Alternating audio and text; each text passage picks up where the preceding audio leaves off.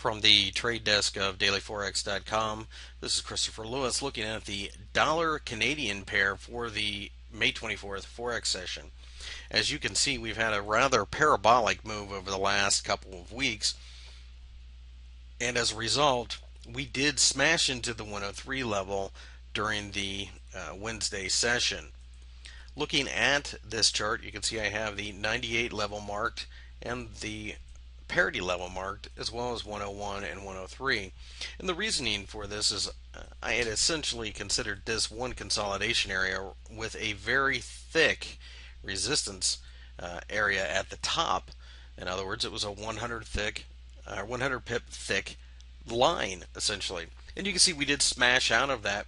And now that we've broken out of this, we've shot up to 103, which is the next reasonably clean support and resistance line, and during the session formed a shooting star. This is a very bearish signal. However, after this massive breakout, I feel that we need to pull back a little bit and test this as support before we rise again.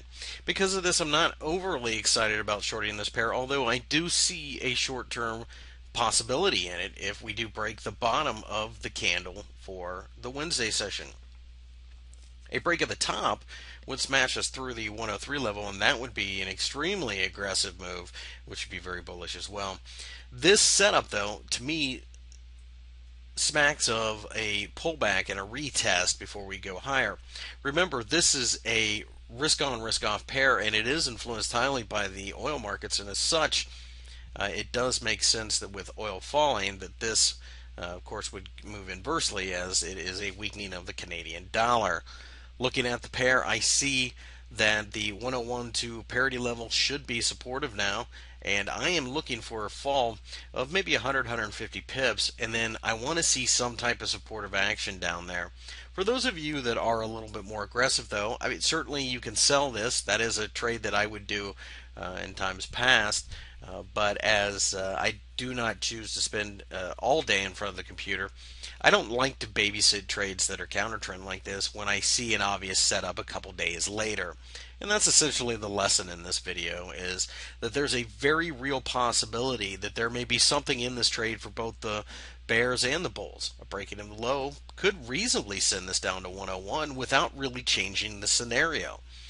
It would just prove that 103 mattered, and I think that's something that, looking at the charts, especially in the longer term charts, we knew that already anyways. So I'm looking for a pullback and a buy. If we break again the 103 level, break the top of this, it's a very bullish sign, but I would at that point in time be very concerned because we are getting very parabolic as we speak. The 101 level starts the entire support, which used to be resistance zone, down to parity, so I wouldn't hesitate to take a hammer or something, for a long signal at say 1.0050. I wouldn't consider anything broken at that point. And as you look at the charts, you can see that even we pull back to parity, that's still only about half the move, 50%. We're probably closer to 61, and 50 is probably right in the middle here. So looking at that, perfectly reasonable moves, and that's what I expect. Oil is at approaching the $90 mark in the light sweet crude contract, and that is a massive support zone. And oil does look the opposite of this. In other words, it's fallen straight down. So bouncing off that 90 level in oil wouldn't be a surprise either, before maybe another push down.